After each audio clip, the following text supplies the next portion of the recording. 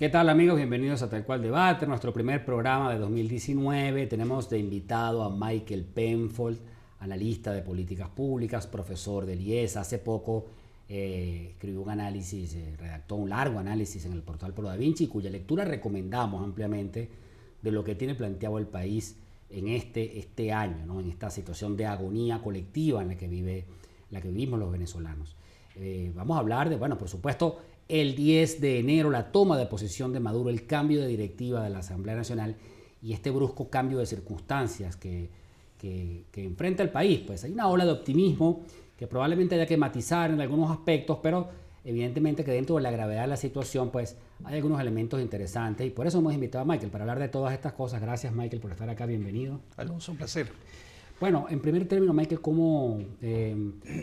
¿a ti te parece que está fundamentada? Hay como la palabra optimismo siempre es una palabra que es como una manzana envenenada, porque puede liberar unas energías frente a cosas que a lo mejor no se dan, pero ¿cómo estás viendo este marco a partir de la toma de posesión de Maduro?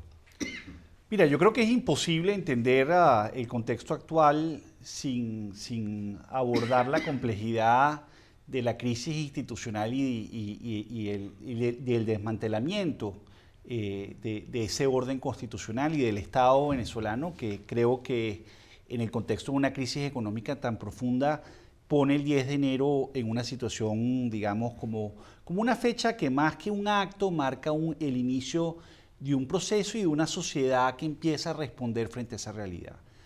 Lo que a mí más me sorprende del 10 de enero del lado de Maduro, digamos, es que creo que había una especie de subestimación de las implicaciones del 10 de enero y una sobreestimación también de sus capacidades de vencer la presión internacional, que yo creo que la daban por descontada, sino más bien su capacidad de imponerse a la luz de sobre todo lo que fue el 2018 en general. Y del lado opositor, el lado opositor llegó al 10 de enero, parecía una oposición dividida, desanimada, desmovilizada, y sorpresivamente emergen nuevos liderazgos, nuevos actores, y hay una sociedad que comienza a reaccionar, sobre todo alrededor de estos cabildos abiertos y evidentemente de la posible movilización nacional que se va a dar el 23 de enero. Entonces, ese es el marco, es un marco de sorpresas para todo el mundo. ¿Por qué esa sorpresa? Porque creo que hay un país que está cansado, hay un país que está buscando respuestas frente a una realidad que cada vez es más difícil. Es demasiado hostil. Y que va más allá de la dinámica gobierno-oposición, ¿no, Michael? Bueno, yo creo que mucha gente tiende a analizar y va a tender a analizar esto en el marco tradicional oposición-chavismo, en el marco de la polarización, etc. Yo creo que estamos entrando en un espacio que es distinto. Porque también creo que en los últimos 5 años, en el contexto de una depresión económica tan profunda, ese país cambió. Yo no estoy diciendo que el tema económico vaya a determinar el resultado político. Pero está ayudando. Pero creo que en el fondo el país está ya buscando respuestas. Por ejemplo, creo que parte de lo que está generando en este momento la crisis de liderazgo del lado del chavismo responde al hecho de, bueno, hubo un esfuerzo de Maduro de imponerse al 10 de enero, pero su alocución frente a la Asamblea Nacional Constituyente, frente a la magnitud de los problemas, sobre todo hiperinflacionarios que tiene Venezuela, sobre la caída de la producción petrolera, no hubo respuesta. Entonces, ahí empieza a haber un desencanto también. Y del lado opositor, yo creo que, por ejemplo, la emergencia de Guaidó, más allá de la figura, lo que resulta interesante es que esa ambigüedad que él ha asumido ha permitido unir mundos que hasta hace poco parecían totalmente enfrentados. Entonces, hay sorpresas. Lo que quiero decir es que, digamos, los marcos conceptuales tradicionales que utilizábamos para entender la dinámica política del país, esto es todavía muy temprano para saberlo, pero tengo la impresión de que aquí hay algo desde el punto de vista social que escapa más allá de esa dinámica tradicional venezolana del conflicto venezolano. Además, Michael, que digamos, hace un mes o un mes y medio, se veía absolutamente imposible que hubiera un acuerdo opositor que uniera, digamos, a moderados y radicales en torno a una figura, a una gravitación como la de Guaidó, y se veía muy difícil que la comunidad internacional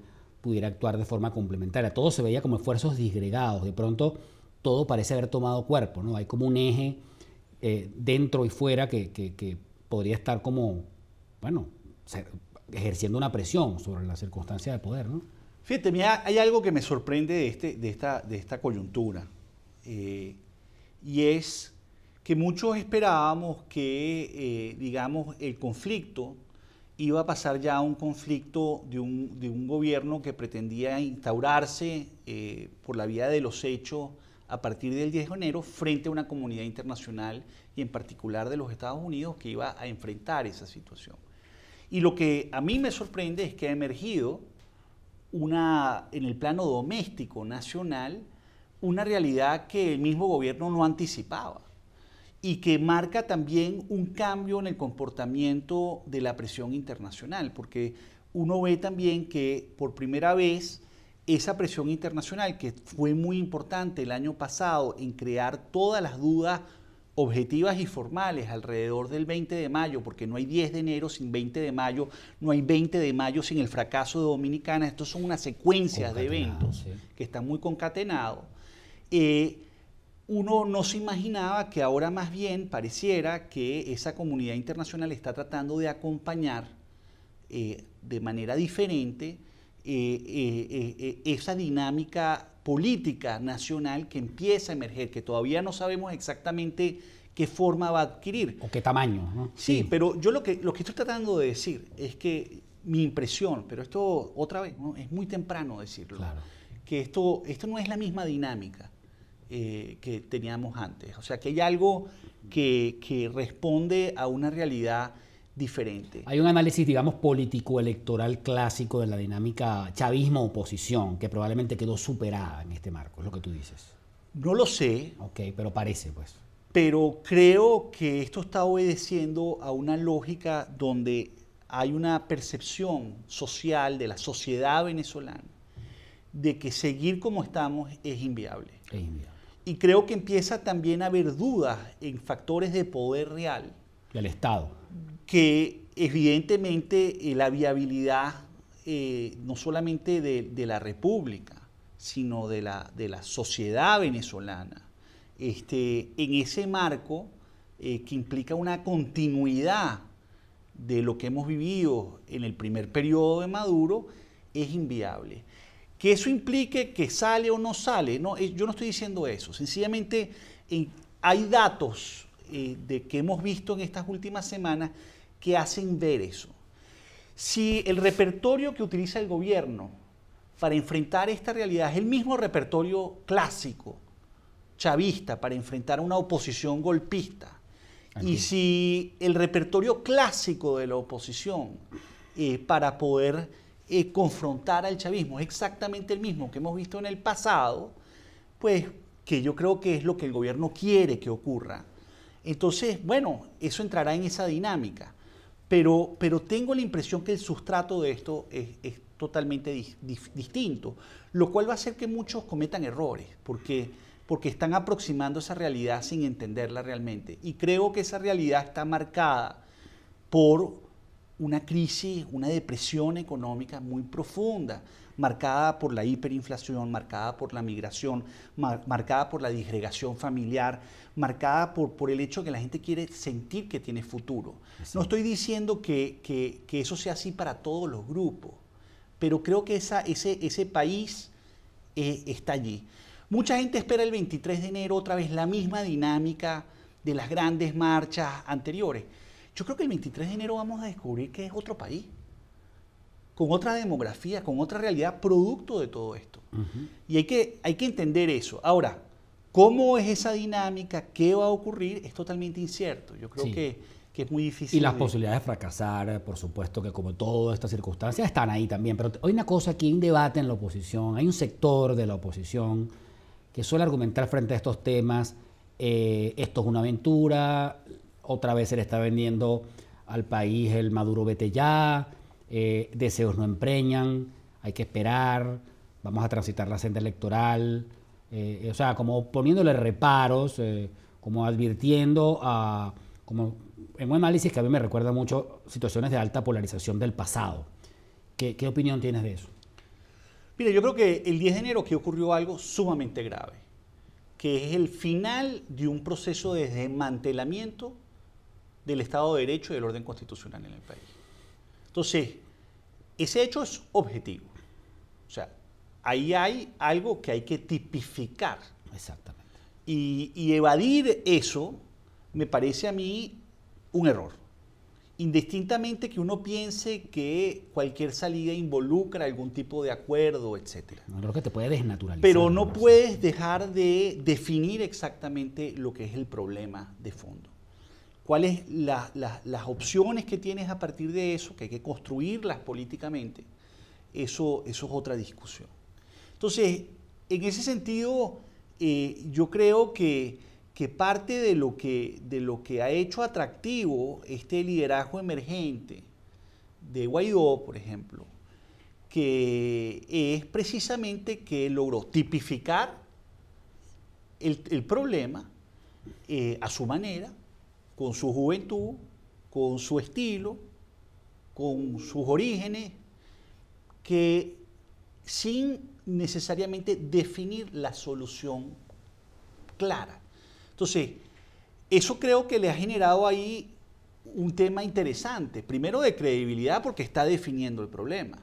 Pero esa ambigüedad frente a si es o no es, qué hacer, creo que muestra una apertura política que ha permitido que, por ejemplo, hable de un tema que es la amnistía, que hasta hace muy poco era un tema que en el mundo más, digamos, extremista, era un tema del cual no se podía conversar o hablar de eso. Entonces, es interesante ver que hay una modificación de eso. Creo, por el contrario, que el chavismo tampoco ha logrado tipificar el problema, porque el chavismo cree que puede seguir manejando un país, contrayéndolo económicamente, promoviendo básicamente la salida de la población y del capital humano, sin abordar de fondo el problema de reactivación del sector petrolero, por ejemplo, y resolviendo un problema institucional severo que tenemos enfrente y constitucional. Entonces, eso no tampoco el chavismo y en particular Maduro han logrado responder frente a eso. Entonces, estamos en ese momento.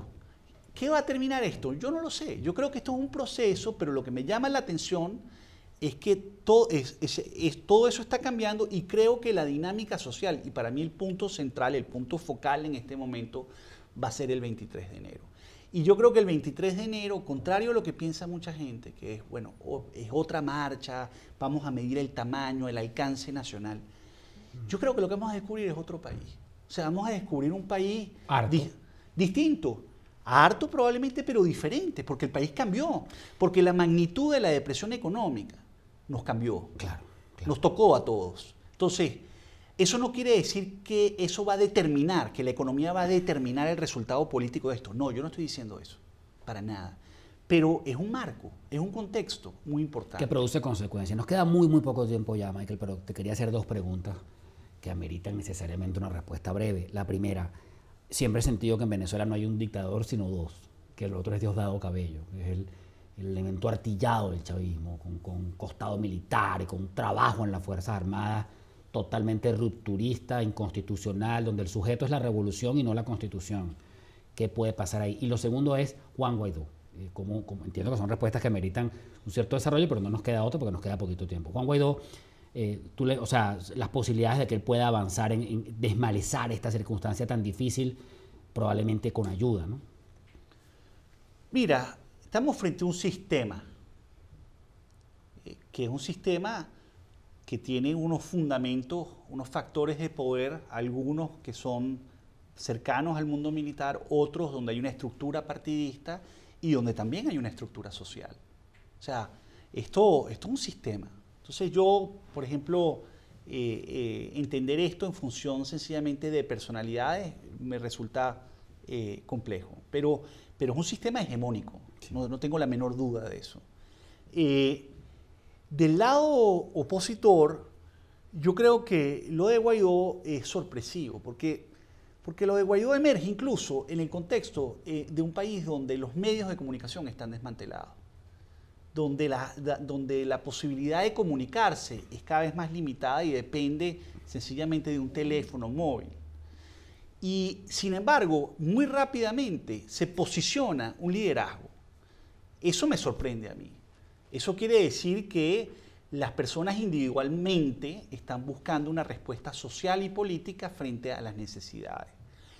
Yo creo que ese liderazgo, en la medida en que logre aglutinar fuerzas y colocarse en un marco moral y en un marco nacional, va a tener posibilidades. Ahora, la oposición por sí sola no es la que va a marcar el juego final. O sea, esto es un juego a muchas bandas.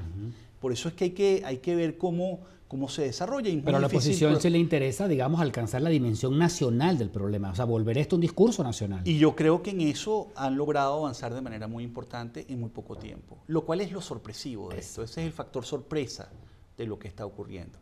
Ahora, aquí, yo lo he dicho antes, aquí no va a lograr resolver esta situación quien haga la jugada más osada. No. Yo creo que aquí el que cometa menos errores es el que va a lograr influir en una resolución del problema. Ahora, esos errores son errores de cálculo.